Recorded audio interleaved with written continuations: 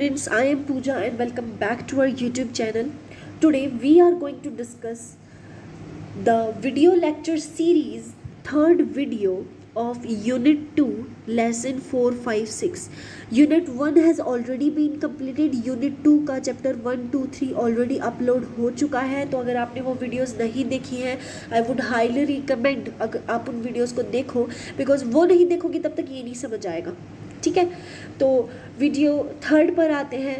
ठीक है, international relations and it's theories, concepts and debates हम डिस्कस करेंगे. यूनिट सेकंड का chapter Marxism, neo Marxism, feminism, constructivism आज हम ये पढ़ने वाले हैं.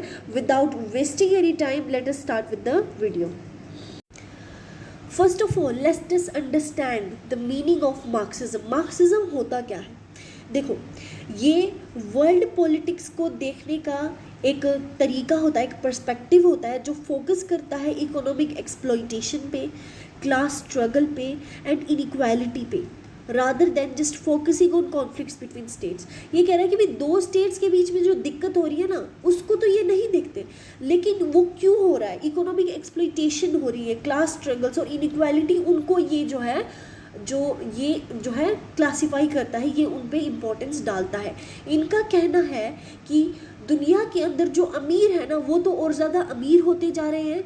ठीक है, और उनका जो भुगतान है वो गरीबों को करना पड़ रहा है. ये मार्क्सिज्म और नियो मार्क्सिज्म का एक मेन मोटो है.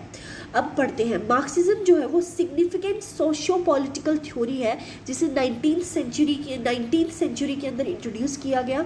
Its primary objective is to understand the economic inequality, exploitation present with in the society. Society के अंदर जो एक्सप्लॉइटेशन चल रही है, जो इनइक्वालिटी चल रही है, उसको जो है ये प्राइमरी फोकस पर लेकर आते हैं. The fundamental premises of Marxism is that the structure of society is shaped by its economic system. ये कह रहे हैं कि जो सोसाइटी का स्ट्रक्चर है ना, वो इकोनॉमिक सिस्टम के तरीके से बना हुआ है. According to Marxist ideology, society is divided into two main classes.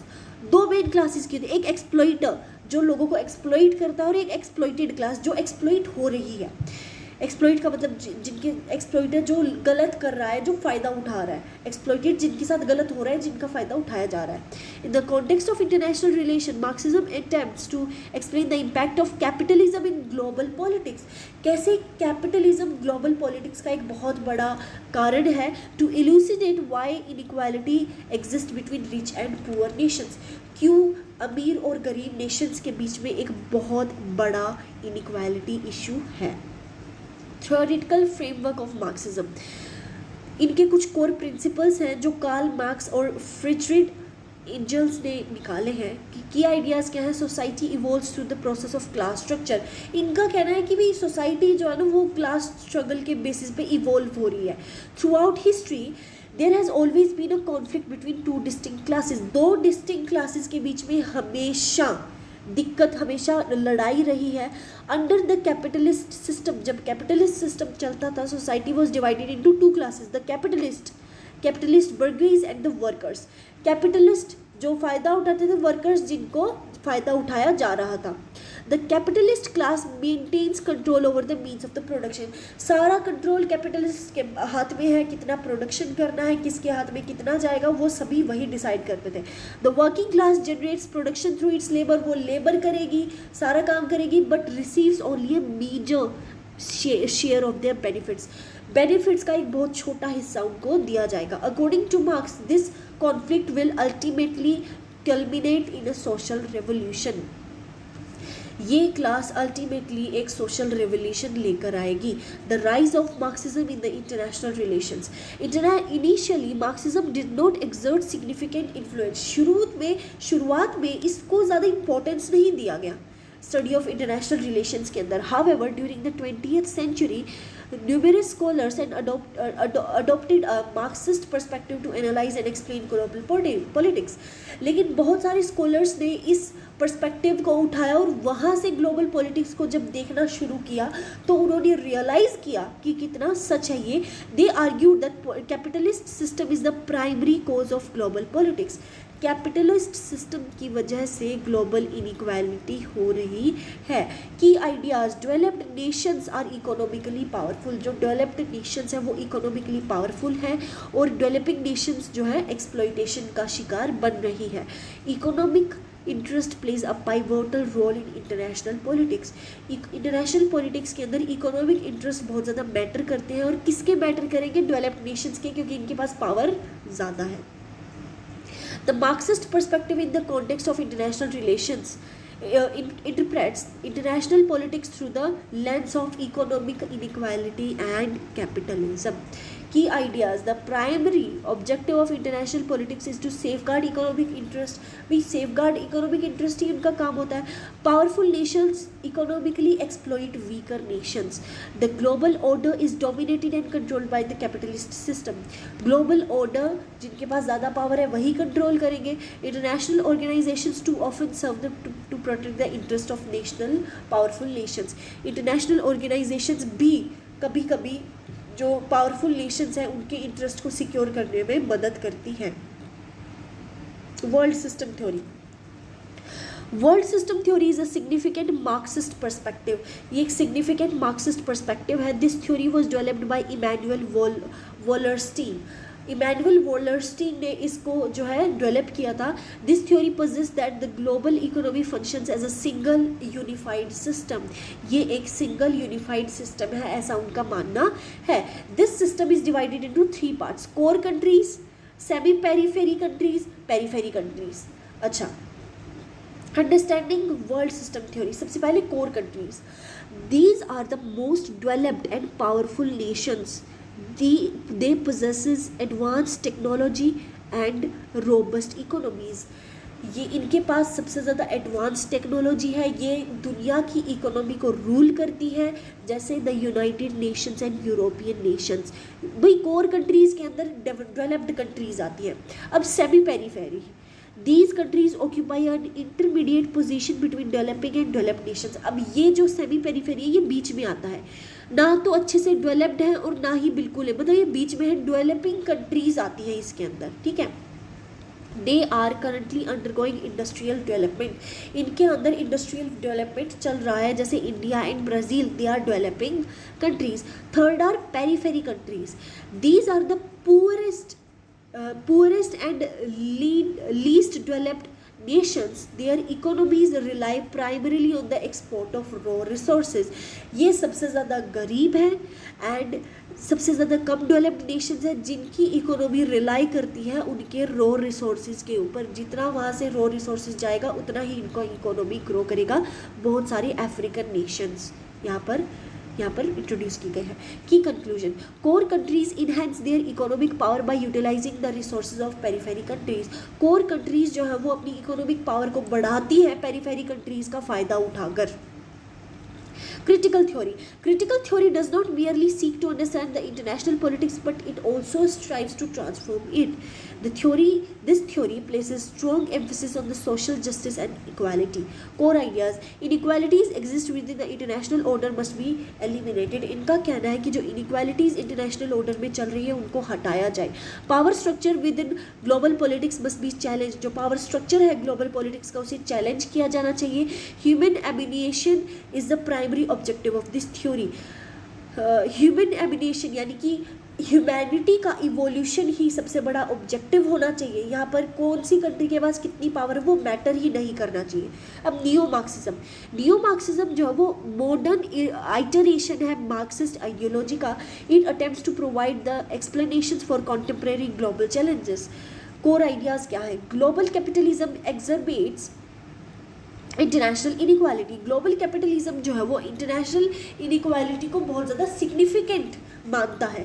Multinational corporations and global institutions exert significant influence over the economic order. Economic order के ऊपर बहुत बड़ा इन्फ्लुएंस जो है लेकर आती है एमएनसीज, मल्टीनेशनल कॉरपोरेशंस।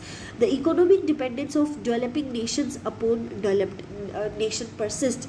और जो इकोनॉमिक डिपेंडेंस है डेवलपिंग नेशंस का डेवलप्ड नेशंस पर वो आज भी जो है एग्जिस्ट करता है।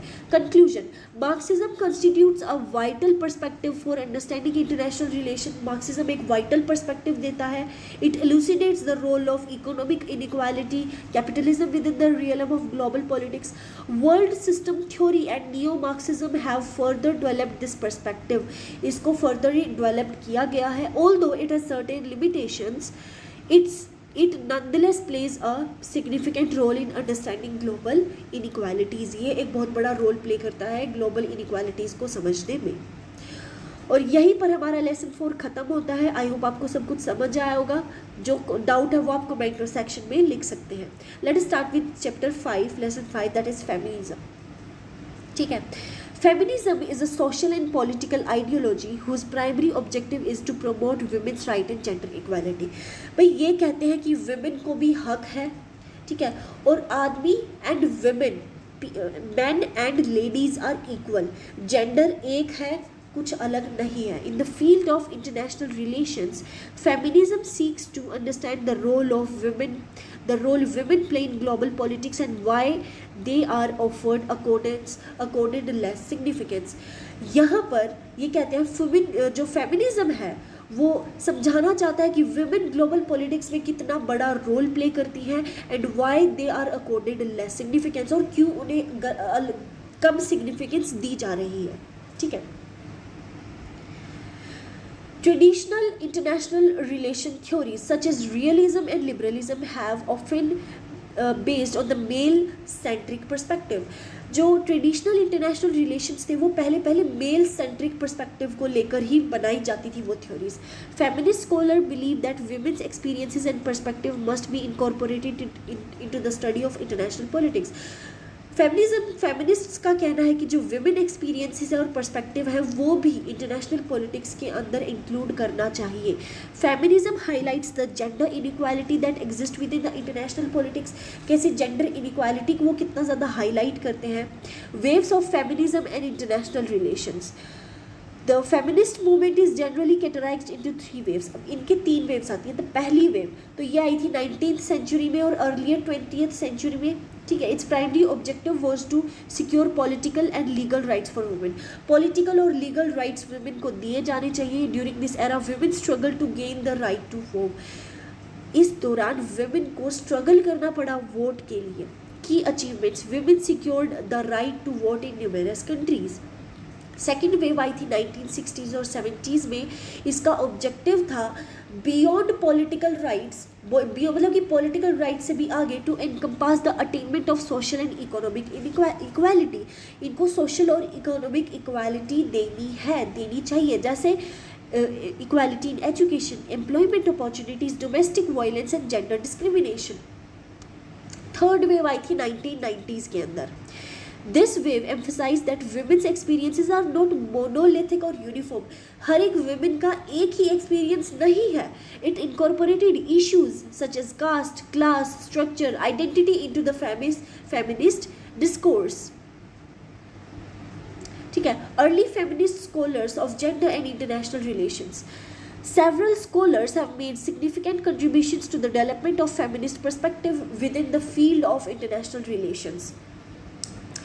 जो फेमिनिस्ट पर्सपेक्टिव है इंटरनेशनल रिलेशंस के अंदर, उनको काफ़ी तरीके से कंट्रीब्यूट करना पड़ा है डेवलपमेंट के अंदर।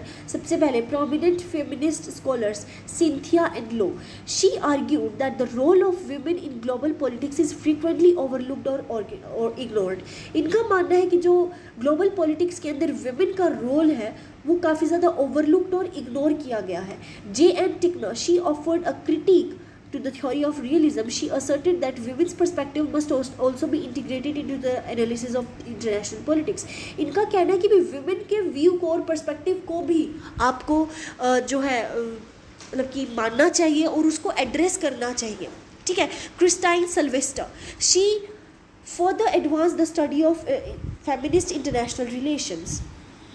Feminists analysis with reflexivism। The feminist perspective is considered an integral part of reflectivism। Meaning of reflectivism, this approach critiques the traditional theories। ये traditional theories को challenge करते हैं, critique करते हैं। It emphasis on social and cultural factors।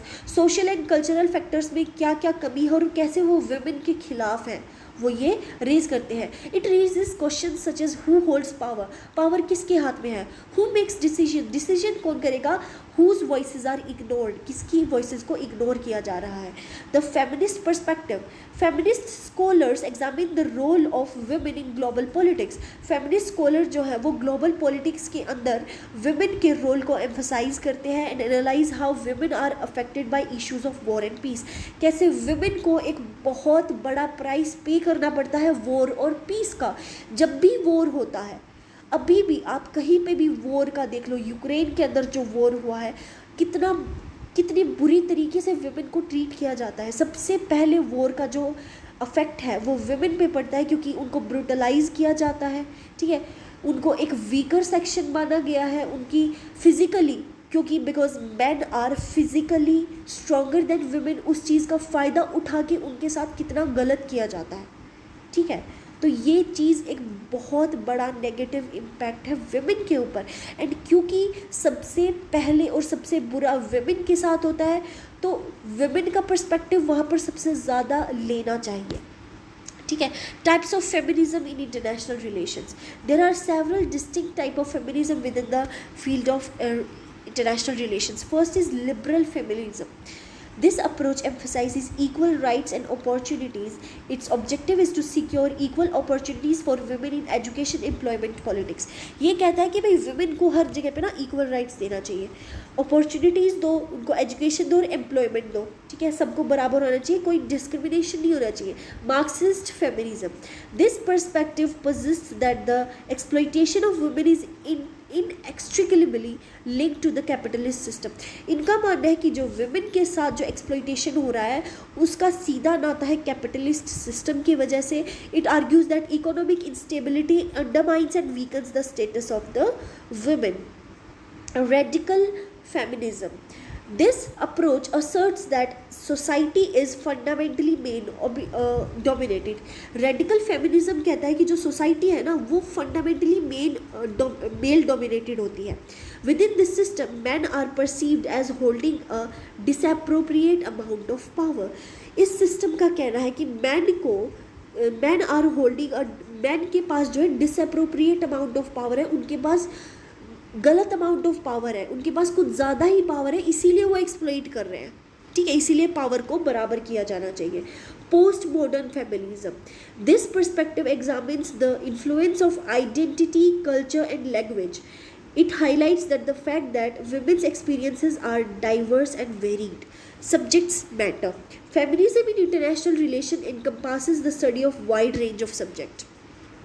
Key themes: war and the statues of women, women's role in peace building, gender equality in global politics, women's participation in international organizations, human security. अब कुछ criticism भी दिया गया. Feminist theory has been subjected to various criticism. Principal criticism क्या रहे? Some scholars argued that this theory focuses exclusively on issues concerning women. ये कहते हैं कि ये जो थ्योरी है ना ये बिल्कुल विमेन को क्या क्या दिक्कत आ रही है उसी के ऊपर बेस्ड है. It is perceived as downplaying और giving insignificant weight to other critical aspects of international politics. ये कह रहे हैं कि भाई आप फेमिनिस्ट जो है उसको इतना बड़ा इशू बना दिया है कि और जो दिक्कतें हैं इंटरनेशनल पॉलिटिक्स के अंदर वो हम जो है बता ही नहीं पा रहे हैं, ठीक है, और चीज़ों को डाउन प्ले कर दिया गया है. विमेन पर्सपेक्टिव को आपने बहुत ज़्यादा इंपॉर्टेंस देनी है. Feminist theory is often regarded as being overly theoretical and abstract in nature. Nevertheless, feminism has undeniably introduced a fresh and distinct perspective to the study of international relations.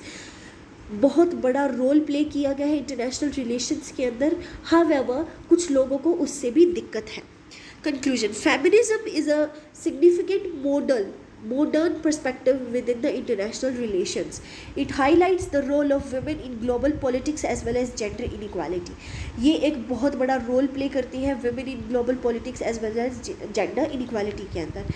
Feminist perspective has rendered the study of international relations more comprehensive and inclusive. In the contemporary era, this perspective is crucial for understanding the role of women in peacemaking and global development. और यहीं पर आपका lesson 5 ख़त्म होता है. कोई भी doubt है तो आप कमेंट सेक्शन में लिख के बता सकते हैं. Let us start with lesson 6, that is constructivism. For a long time, the study of international relations was conducted primarily from the perspective of western Nations. बहुत लंबे समय तक वेस्टर्न नेशंस के अकॉर्डिंग इंटरनेशनल रिलेशंस चलता था कि भाई उन्होंने जो डिसाइड किया वो हर जगह पर लागू होना चाहिए। अब होना चाहिए या नहीं होना चाहिए, वहाँ के लोग एक्सेप्ट करेंगे नहीं करेंगे वो अलग बात है, लेकिन वेस्टर्न लोगों ने कह दिया तो करना पड़ेगा। Most theories such as realism, liberalism were developed by western scholars. इनको वेस्टर्न स्कॉलर्स ने बनाया था। For this reason the study of international relations was considered Eurocentric. इसी वजह से इसको यूरोसेंट्रिक भी माना गया था। Eurocentrism implies regarding Europe and western nations as the centre of global politics and history. ये कहते हैं कि जो पॉलिटिक्स और हिस्ट्री है ना वो यूरोप और वेस्टर्न के अकॉर्डिंग चलनी चाहिए, यही मेन सेंटर है यहाँ का। In contemporary times many scholars criticise this perspective, arguing that the experiences of regions such as Asia, Africa and Latin America should be incorporated into the study of international relations। इनका कहना है कि भाई western और European तुम तो powerful हो, तुम्हारे पास तो तुमने तो ऑलरेडी बहुत तुम डेवलप्ड कंट्रीज हो, तुम्हारे अलावा जिन कंट्रीज़ ने लंबे समय तक दिक्कतों को झेला है उनका पर्सपेक्टिव भी इंटरनेशनल रिलेशन के अंदर आना चाहिए। Eurocentrism and its critics. Meaning of Eurocentrism. Eurocentrism is a perspective in which Europe is regarded as the primary center of world history and politics।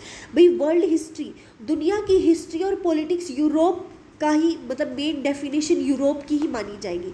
India को कोई भी दिक्कत हुई हो, लैटिन अमेरिका को जो भी दिक्कत हुई है, ब्राज़ील को हुई है, आप सबकी दिक्कत ठीक है, लेकिन जो डेफिनेशन है वो यूरोप निकालेगा और वही सबके लिए सच होगी। ये यूरोसेंट्रिज्म का मतलब होता है। It poses that the modern state system, democracy and international institutions originated primarily from Europe. Democracy, state system सब यूरोप ने ही बनाया है। Characteristics of the European perspective. Europe is considered the centre of modern civilisation. ये कहते हैं भी modern civilisation यहीं से ही आई थी। The contribution of lesser region are accorded less significance. जिसके पास कम पावर है, आपकी बातों की उतनी ही कम इज्जत है। Global politics is interpreted as the lens of European experiences. Global politics जो है वो यूरोपियन जैसे कहेंगे वही ग्लोबल पॉलिटिक्स के अंदर होना चाहिए। Criticism of Eurocentrism. कुछ क्रिटिसिज्म भी काफ़ी लोगों ने किया इसका। Key arguments. World history is not solely a product of Europe।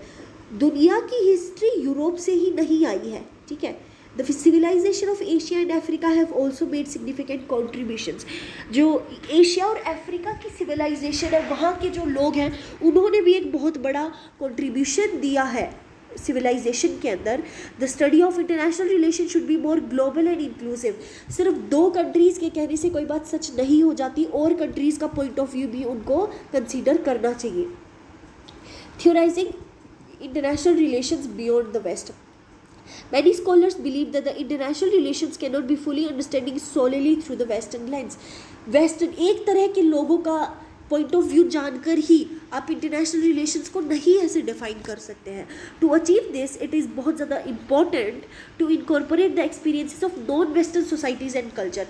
Non western societies और कल्चर्स को भी हमें जो है मतलब कि उनको इम्पोर्टेंस देना चाहिए। की आइडियाज़, अलग अलग रीजन्स का डिस्टिंक्ट हिस्टोरिकल और कल्चरल बैकग्राउंड होता है। Therefore understanding international politics requires a diversity of perspectives. Alternative interpretations. Some alternative interpretations on international relations include Asian perspective, African, Latin American perspective। These perspectives interpret global politics based on the local experiences and historical context। Regional theories from the perspective of global south। The global south refers to the countries such as Asia, Africa, Latin America which often regarded as the developing nations, जिन्हें developing nations बोला जाता है। Characteristics of global south perspectives। It examines the impact of colonial history. यहाँ से colonial history आपको पता लगेगी। Emphasis on the issue of inequality and development. Inequality और डेवलपमेंट कितना हुआ, क्यों हुआ और इसको कैसे रोका जा सकता है। Critics of global power structure, और पावर स्ट्रक्चर की वजह से कैसे इन्होंने बहुत बड़ा जो है स्ट्रगल किया है। Regional theories. Different regions possess their own distinct political and social context। Consequently, The regional theories have been developed due to the facilitate and understanding of international relations. जो regional theories हैं उनको develop किया गया है international relations को आसानी से समझने के लिए, जैसे Asian international relation theory, African political perspectives, indigenous theorizing in international relations. Indigenous theorizing implies that every country or region should develop theories based on its own unique and experiences and traditions. भाई indigenous theorising कहते हैं कि भाई हर country को ना अपना अपना theory देना चाहिए अपने एक्सपीरियंसेस और ट्रेडिशंस के according. Its objective is to prioritise local knowledge. इसका कहना है कि भाई हम लोकल नॉलेज यहाँ से मिलेगी, reduce excessive reliance on western theories. और यहाँ से सिर्फ वेस्टर्न थ्योरीज को ही आइडियलाइज नहीं किया जाएगा, सभी कंट्रीज़ को equal importance दी जाएगी. In India, numerous scholars have proposed that Indian history, civilizational values, diplomatic traditions should be incorporated into the study of international relations. It renders the study of international relations more diverse and comprehensive. यहाँ से जो study है वो बहुत ज़्यादा diverse हो जाएगी, हर जगह हर तरह का पर्सपेक्टिव आपको जानने को मिलेगा. It adds in understanding the experience of various cultures and societies. Her culture और सोसाइटी को आपको समझने में मदद मिलेगी. कंक्लूजन, बहुत लंबे समय तक the study of international relations remained heavily influenced by Eurocentric perspective. Europeans के पर्सपेक्टिव को ही ध्यान में रखते हुए इसकी हर थ्योरी को बनाया गया था. कंटेम्प्रेरी टाइम में स्कॉलर्स ने क्रिटिसाइज़ किया इस पर्सपेक्टिव को. ग्लोबल लेंस जो सिर्फ और सिर्फ यूरोपियंस को दिखाता था, अब उन्होंने कहा कि भी औरों का भी दिखाओ, औरों को भी इक्वल इंपॉर्टेंस मिलना चाहिए. In the future the study of international relations can be further enriched by incorporating the experience of diverse regions. और यहीं पर हमारा वीडियो ख़त्म होता है. ठीक है, अगर आपको लेसन 6 से रिगार्डिंग कोई भी डाउट हो तो आप कमेंट सेक्शन में लिख सकते हैं. आई होप आपको वीडियो पसंद आया होगा. ऐसी ही और इन्फॉर्मेटिव हमारी थ्योरीज़ के लिए, हमारी वीडियोज़ के लिए and regarding any update regarding new SOL and regular, you can follow our Telegram and WhatsApp channel, ताकि आप किसी भी वीडियो को मिस ना करें. मिलते हैं नेक्स्ट वीडियो के लिए. All the best.